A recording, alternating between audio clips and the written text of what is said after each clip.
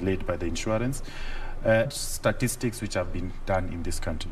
What is the average cost of outpatient service delivery? There are those outliers who would spend 150, 20, but common mwananchi would spend probably about 2,800 to 3,500 for every outpatient visit. So how do we mark these things in a fixed cost for service so that it averages across board? Then we go to inpatient and surgicals and all the other services which are needed. All right.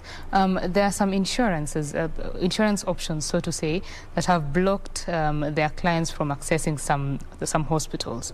Is that the solution to insurance fraud? Insurance fraud is an issue of ethics. If I am signing up for something that is not sustainable and I'm going to steal in order to make it sustainable, then you're a thief. You cannot call it in any other way. So insurance fraud is an issue of a person's ethics more than anything else. If you block someone because they did something wrong, naturally, so that is the only way out. So what happens is insurances restrict their pool to facilities they can manage based on quality, access to areas where they've mapped out the country. They say, we have 2 facilities in Lodwar. We are okay based on the number of people we have in Lodwar. We only need 1 in, let's say, Migori, for example. We are okay with that. When you go to Kwale, we need 5. When you come to Nairobi, we need 10. So it's an internal control mechanism that they put amongst themselves. All right. Yeah. Let's talk about the staffing issues in the medical sector or in the health sector. You find that maybe a doctor who operates in different hospitals charges different rates for the same service that they offer. How does this work? First of all, I say it's an issue. Kenyans need to accept one thing. All these doctors have gone to the same school. They've been taught by the same lecturers. The same theater bed, the same theater light, whatever that is used somewhere else, is most likely the same one that is used somewhere else. There could be levels of superiority on equipment, but it's not that much because these equipment are standardized by CE certification that standardizes equipment across board. So if our regulatory bodies are good enough, then we'd want to believe that all equipment in circulation are good enough. So what happens is, it is an issue, I always say it's an issue of brand perception and positioning. Somebody, it's the same thing. You say you'll buy a cup of tea at 2,000 shillings one side of the city, and the same tea with the same inputs is 10 shillings somewhere else. That exactly was what explains why the difference in the cost. How to do a cesarean section is the same way it's being done in Pumwani as it is being done in another private hospital somewhere in Upper Hill or Parklands or Karen or Ruai or wherever it is. Yes. So it's a matter of perception, you say? It's a brand positioning. And even when you talk about that brand positioning, Kenyans, as much as it's brand positioning, some trust some hospitals more than the others, and it's really the same doctors who are practicing in these hospitals. So because brands, that's exactly what I'm saying. Yes. It's a brand positioning. The same way Kenyans will trust one brand more than the other. It's how a brand has positioned themselves based on how they package, on the quality controls they put in place. You have to work to give confidence to your patients that this is the level I've put my place. By the time you are JCI accredited, it gives more confidence to the public as opposed to a hospital that's not JCI accredited. By the time you become Safe Care accredited, it gives more confidence as opposed to another facility that has no even SOPs. So it just depends on internal control mechanism. All those things put together is what puts up that thing called brand positioning. Right. How have you organized yourself? How have you packaged yourself? How have you positioned yourself? How have you ensured that your clients feel safe and comfortable with you? So it's the institutional as opposed to the doctor. So the doctor will come to this institution because their standards and inputs are way higher, and those standards and inputs also come at a certain cost. By the time you're paying JCI to accredit you, it's not 2 shillings, it's millions of dollars. Right. So of course that has to be transferred down. So that's why you find where there's no JCI, that cost has not been transferred somewhere else. And of course these standardizations are important because there are things that these people look at that ensure you are covered end to end. Yes. So is there a way of maybe just standardizing the service cost of medical personnel? There's a baseline that we can have as a country, whereby there's a ministry standards for quality that has been set, that all hospitals need to ensure they comply by. So once that is ensured, then we say, what is the bare minimum cost for offering for example, a cesarean section, or an appendectomy, or doing a total hip replacement. So that bare minimum cost, you put it as a standard cost across board. That's what Turkey has done. If you want to go pay slightly higher for a private hospital because of the ambience and the setup, then now that's a personal decision upon yourself. The question comes, yes, we have put it at 30,000, for example. How many Kenyans can afford that 30,000? Few, very few. Yeah. So the issue here is, how do we take care of the ones who cannot afford? Because we cannot be a country that contributes on WhatsApp every day for somebody who's sick in a hospital. That is true. So that's where the pooling of resources as a nation, because healthcare is a public good. It is good. It is like saying that today, let everyone pay for his security. Can you be able to afford your security if now we leave it a jungle rule and everyone? It's impossible. So that's the same thing with healthcare as it is to security. How do we take care of it as a nation? So that the service providers, whether private or public, they compete on quality. But there's a standard pool that Kenyans believe has covered them. So if you want extra, you want a whole house to yourself, you want 10 doctors by your side, you want 2 nurses, then now it's upon you to go out of your pocket and now start paying for it. But otherwise, every Kenyan should be guaranteed a standard set of health service delivery that is quality and has been accredited and approved by certain standards across board for all healthcare service providers. Right. Yeah. When you said that it's the same doctors, I mean, the doctors have been trained by the same lecturers and all that, so you would expect that the standard offered in the private hospitals or the public hospitals is the same, but of course there's the issue of being overworked in the public sector. And so are there doctors that give more in a private hospital, more of themselves in a private hospital than in the public sector where they... A doctor has a certain standard duty of care to a patient across board. So I don't think a doctor will offer less somewhere else and offer more somewhere else, unless you did not prescribe by the Hippocratic Oath. As a doctor, you offer a duty of care to any patient in front of you, and that should be the same. Okay. Yes. So what is affecting the quality in these hospitals? Why the difference in quality between the public and the private hospitals? Would I say quality? The quality would be the same. You know, what people look at is the building. Building is not quality. What happens is, what are the standard operating procedures before I enter? And I'll give cesarean section, for example, because that's where maybe I have more of experience. What do I do when I enter theater? What checklists do I have? What minimum personnel do I have? What minimum equipment do I have? That should cut across board. Right. I want to believe, I left the public sector, I want to believe that the shortcuts that used to happen previously when we were there are no longer there because health has been devolved. Subject to confirmation. I've seen a lot of investment in the public health sector lately. I want to believe it's the same. I want to believe that supplies for medical products in the public health sector have improved because right now it's devolved as opposed to depending on from a section. The only thing I have a problem with is devolving human resources for health, because this is a national good that should be controlled nationally. I want to change a perception that Kenyans have had for a long time. I've had the chance in working in a private sector and a public sector. I worked in Pumwani, for example, and I'd say this confidently. I was surprised that the mortality rate in Pumwani is one of the lowest that I've seen. But what happens, one small case becomes blown out. You understand? And I will tell you, if you cut across all health service providers, there are those incidents, because it's a hospital. You get my point? So there are institutions that over time had been demonized, but if you actually, because I always say, can we go back to statistics, because data and numbers don't lie, and that's what changed the narrative. So that perception that public sector has bad quality as opposed to private sector, first of all, is wrong. Because quality of care across board is the same. What we would be discussing is, are the staff overwhelmed in public sector as opposed to private sector? Because 95% of Kenyans, as we've said, cannot afford insurance. Naturally, they'll go to public health sector. All right. So if you have a queue of 100 people here and you have a queue of 20 people, where would you give more attention? The 20. The 20. So that is where the discrepancy comes in. All right. But I don't think it's an issue of the personnel. So those are the things that now we need to look at. All right. For example, Nairobi, when when we were getting independence, how many hospitals have we built in the public sector ever since?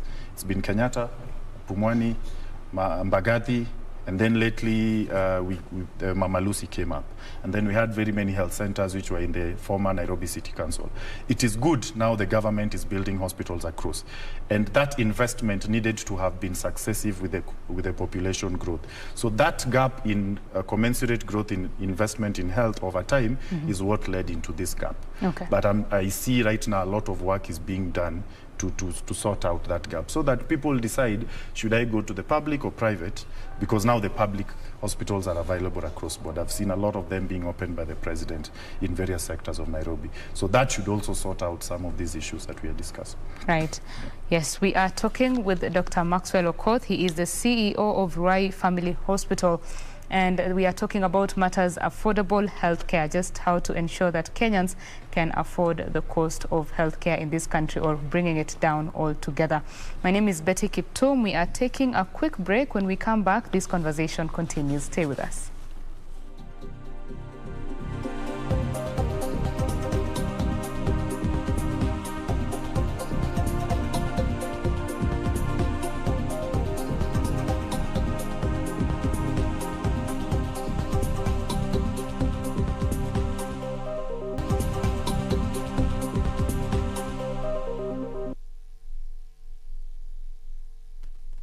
Watching BizCheck here on Channel 1. Remember, we are online at KBC Channel 1 and at Betty Kiptum is my personal Twitter handle. Talk to us, ask your questions about affordable healthcare and just how to ensure that the cost of healthcare is coming down. In studio, we are with Dr. Maxwell Okoth. He's the Chief Executive Officer of Ruai Family Hospital. Thank you for staying with us, Dr. Thank you.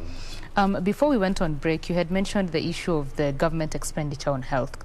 So over the years, it has averaged about 7 to 9%.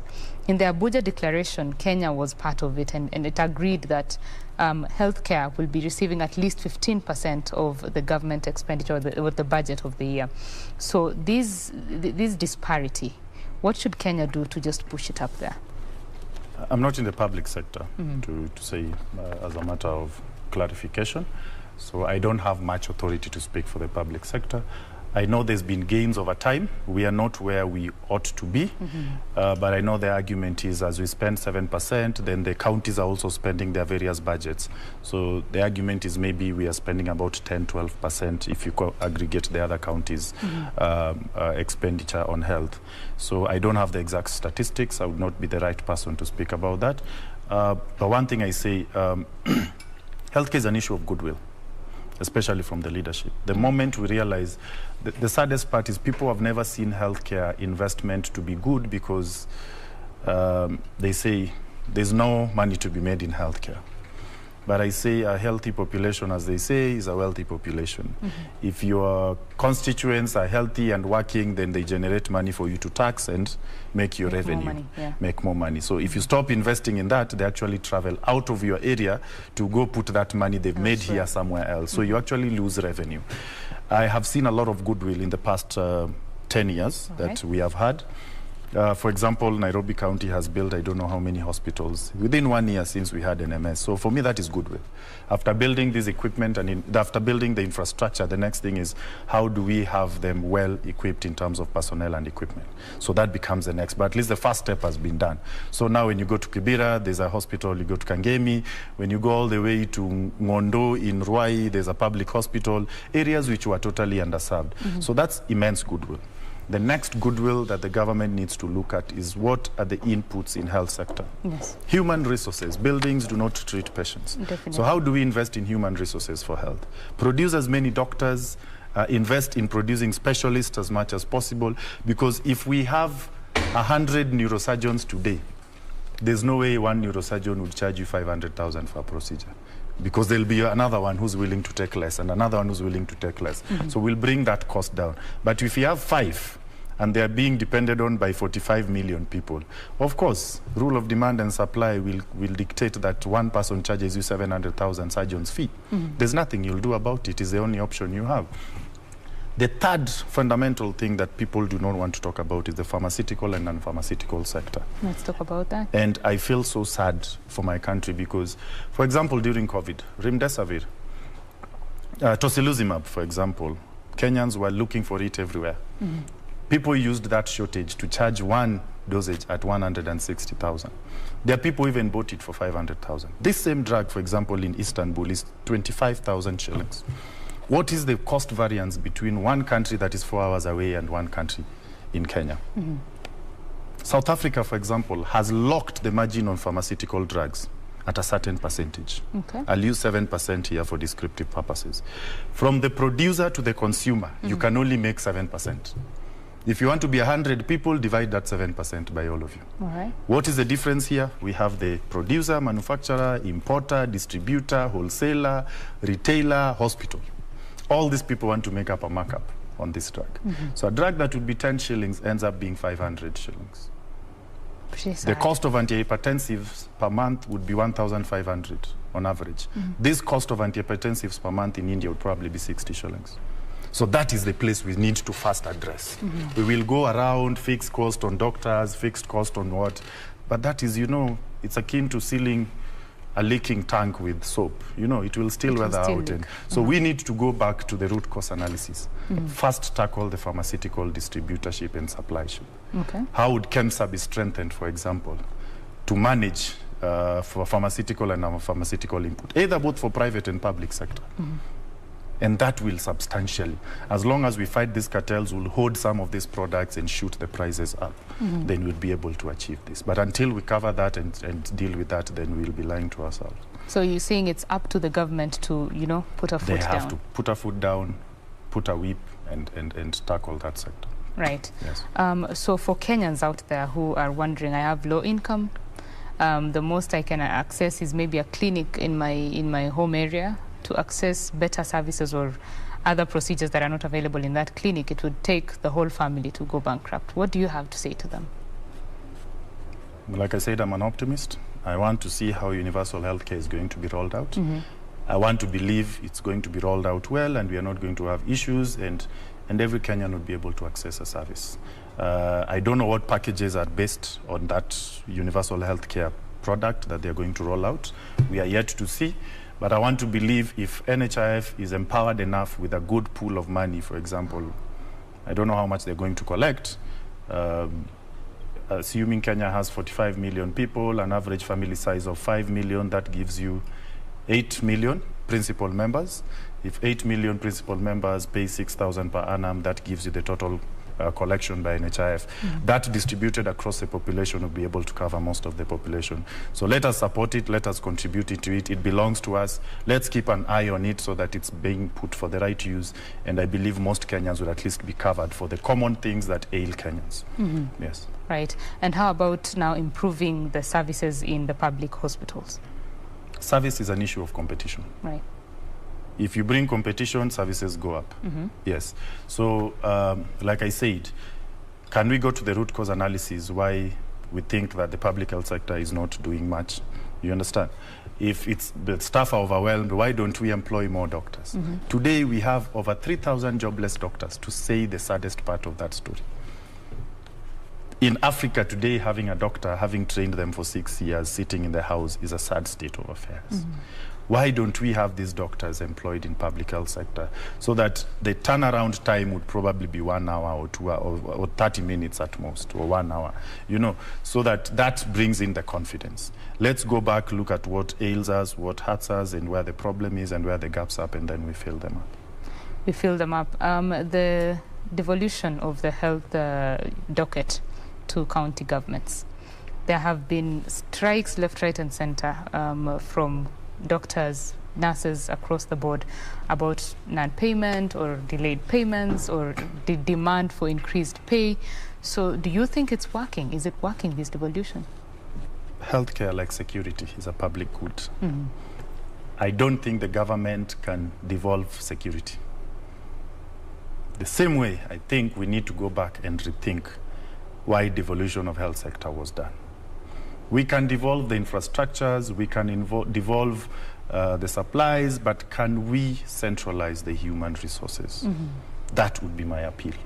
If we are going to be honest with one another for the common good of this nation, without any politics in it and just looking at the common welfare of Kenyans, please let us return the human resource for health to our national government to be controlled nationally. Yes. Yes, that is the appeal today. Yeah. Well, so what more do you have to say now about the cost of healthcare? Kenyans need to know healthcare is not free. Okay. Somebody has to pay for it. Okay. So the question is, who pays? Who is the purchaser for healthcare? Is it going to be the households? Is it going to be the private insurances? Is it going to be the public social insurance scheme? Which is the best bet for us? Of course, the public social insurance scheme. So how do we strengthen it? It's good there's a bill and an act of parliament that is currently going to the Senate. So let's support it, let's entrench it, let's empower it, let's monitor it, let's ensure it works for all of us. Me included today. If today, God forbid, I get a brain tumor or a osteosarcoma, I can tell you for sure my entire village will not be able to support me, in as much as I'm a doctor and I'm running a ball and everything. But that cost will not be refunded today. And naturally, the cost will be transferred to the patient today. So can we go relook at it? When I was starting, we didn't have VAT on medical equipment. Now we have VAT on medical equipment. Okay. So we always make 10 steps forward, then somebody forgets and we make another 20 backwards. So pharmaceutical inputs, sometimes you find manufacturing a drug here is more expensive than manufacturing it in India because the input for that drug would be taxed as opposed to bringing that drug. So can we relook at taxation in health sector objectively and look at what hurts us versus what builds us, and then come up with appropriate legislations and taxation measures that would be able to bring the cost down. Right. Yeah. So when you've mentioned the cost of supplies, say in India, many Kenyans have traveled, even bankrupting their families while at it, to go seek health care from India. What puts them there in a position that Kenyans are just flocking their country for medical tourism, that is what it's called, and not accessing those services here in Kenya? Are they not available? Are they not affordable in Kenya? First, it's an issue of cost. Second, it's an issue of perception. And cost, perception, and then the availability. For the longest time, we didn't have a PET scan in Kenya until Aga Khan Hospital investment in one. So it meant if you needed one, you had to go to India. Versus many other things. We don't have gamma knife. We don't have most of these laser treatments and all that, just a few optical and stuff like that. So that's first thing that sends people out of this country. The services we do not have vis-a-vis the expertise we don't have. That's the brand, that's the extent of those things we cannot control today. Okay. And because that expenditure and resource investment is too huge. So the third thing is perception. How does this perception come about? Because there are services that would ideally have been offered in this country. For example, a knee replacement, a kidney replacement, a hip replacement, which people compared the cost between Kenya and India. And India was substantially cheaper than Kenya then. That has since changed because it has become a conversation, a national debate. So you find the costs have substantially been lowered Kenya because people started talking about it. But previously, they were very expensive in Kenya. You'd find somebody's charged $1 million. India will charge you 200,000, 300,000. Wow. Yes. By the time you do every cost, flight, everything, so you find. It's still cheaper. How does that come about? India has immense resources in healthcare. They are the world's largest producer of medical products. If you leave that, the human resources in India, the number of doctors they've trained, the number of nurses they've trained, there's so many. Like I told you, there are things you cannot change. The rule of demand and supply will always apply. Right. If you have 1,000 neurosurgeons in one country and you have 5 neurosurgeons in another country, your answer is as good as mine. So that is the other thing we need to also look at. Have we invested enough in human resource? Hospitals don't treat patients. The medical personnel treat patients. You can do a CS under a tree and you save a life. Well, you can have a very huge theater today and there's no one to do that CS and a patient goes. So first and foremost, what are the primary key inputs that we put in health sector that we cannot do without? The doctor and the medicine. That is what acts. The doctor provides the medicine acts on the body. Then now the other things are just a conglomerate, aggregator of these other things put together. A hospital is an aggregator of service providers, the pharmacist, the lab tech, the medical equipment supplier, the medical engineers, and all those people put in one place. Yes, so those are the key things we actually need to look at. Unfortunately, people don't invest in them because there's not much money to make from them, as opposed to the infrastructure aspect of it. Yes. Wow. So as we come to a close of this conversation, speak hope and how Kenya can get to the levels of India. The train has started. I see a lot of movement. I see counties have done huge, beautiful buildings. I hope the next governments which are now coming will pick it from there. And not just build more huge buildings which are empty, but now we build buildings which are now equipped with human resources, with medical supplies, and with personnel that can be able to give healthcare service delivery. But hope is that something is happening. I'm sure if you go to Kirinyaga, you'll see a hospital. If you go to Tigoni, you'll see a hospital. If you go to Kisii, you'll see a big hospital has been done. So now let's consolidate what we have done, the gains we've done in the past few years, moving forward and now look at what gaps we have and fill them. The hope that I have for Kenyans today is that universal healthcare is coming. I know the president has been one big supporter in that sector. It's his mandate that before he leaves office, at least universal healthcare has been rolled out. I want to urge all Kenyans, in as much as we're in a political year, that all Kenyans stand firm for this particular reason, and we ensure this thing works. Because it is for us, not for anyone else. Yes, if that goes through, then a lot of the common things that affect Kenyans today would be sorted. Kenyans don't get poor because of primary health care. Kenyans get poor because of specialized health care. So it's time we go back and train as many specialists as possible. If we do that in the next 4 years, we would have sorted most of these headaches we have.